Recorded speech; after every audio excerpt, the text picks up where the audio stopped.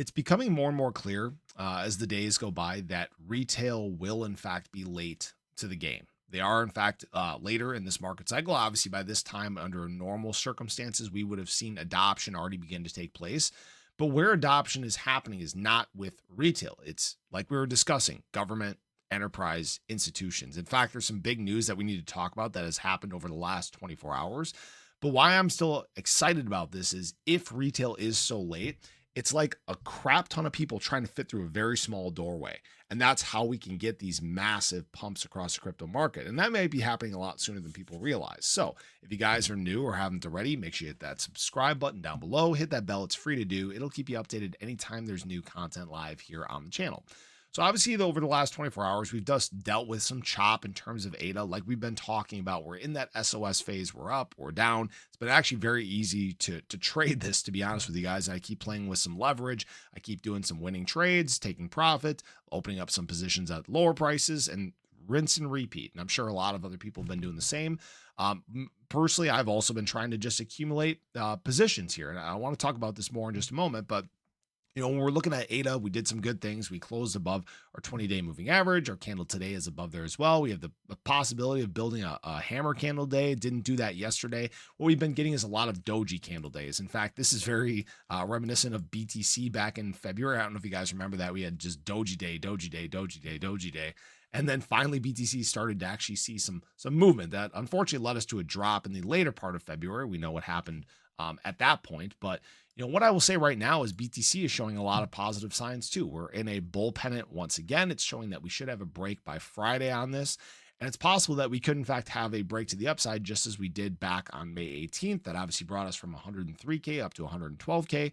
And if we do see some excitement and positive movement in terms of BTC, we could likely see some of that positivity carry over to altcoins as well. I'm not saying that that's going to be our blowout moment, right? But we do want to continue to see confidence in the crypto market. Now, that being said, where we are seeing huge confidence right now, like we've talked about, is from governments, from enterprises, and institutions. And I don't want to sound like a parrot or be redundant or lose you guys or anything like that, but I want everybody to realize how much has happened just in the last 24 hours alone. First of all, Trump media announced that they're going to acquire $2.5 billion worth of BTC to add to their treasury. Enterprise accumulation. GameStop buys 4,710 BTC worth 512 million. Enterprise accumulation. Institutional players, $384 million worth of BTC accumulated over the last 24 hours. I'm hoping that people are picking up on this very recurring theme. And this is like, I don't know if people caught my video. I talked about this maybe a month ago or so, and I might have mentioned this yesterday. Basically, what they've been trying to do is slow down retail, buy as much as they can while people aren't paying attention, and then retail is stuck chasing. It's a very obvious thing that is going on right now, but yet people are letting it go right over their head. And why this is so big is there's going to come a point where there's so little supply to go around that things take off, retail adopts. We have, again, like I talked about, all those people trying to fit through a very small doorway, and boom, we're off and running. All right. What I did want to show you guys as well is we're now at the lowest over-the-counter BTC supply balance ever.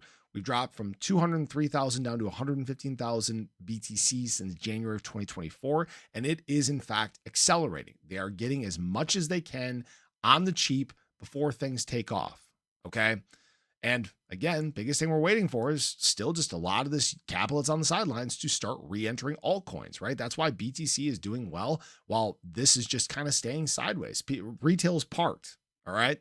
They're not making moves, and I've seen some people say that, oh yeah, it's because retail's broke and they don't have the money to come in. No, it's because they're dragging their asses on the ground doing nothing right now. All right.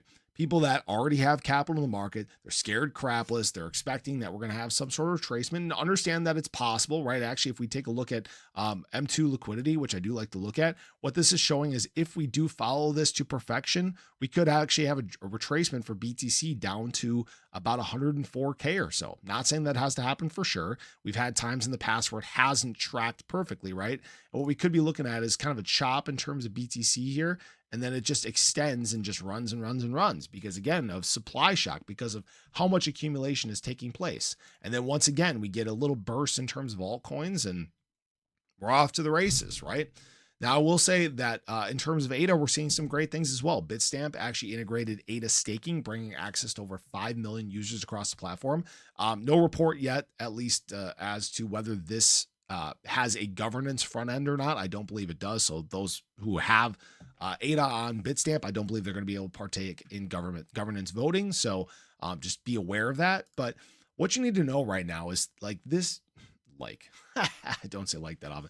What we need to know right now is we're at actually a very good spot in the market. We're at a comfortable position. That's where I would say we're at. All right. We're comfortable. We're not insanely overly bullish. Yes, there are bullish formations taking place. Yes, we're seeing bullish accumulation. We have not seen our big, massive breakout quite yet.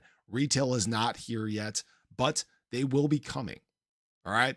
The more news you see of this, the faster it's going to take place, unless they try to shake people out once again, which we might get another shakeout. Who knows?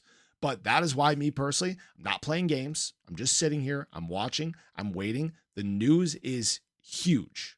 And eventually people are going to open their eyes. They're going to start listening, and away we go. This is the cycle where we will start to enter mass adoption. Doesn't need to happen right now. Could be later this year, but we are moving towards those times. That's what you need to know. So I appreciate you guys. I hope you enjoyed the video. Let me know your thoughts below, but have a great day. Catch you guys in the next one. Take care.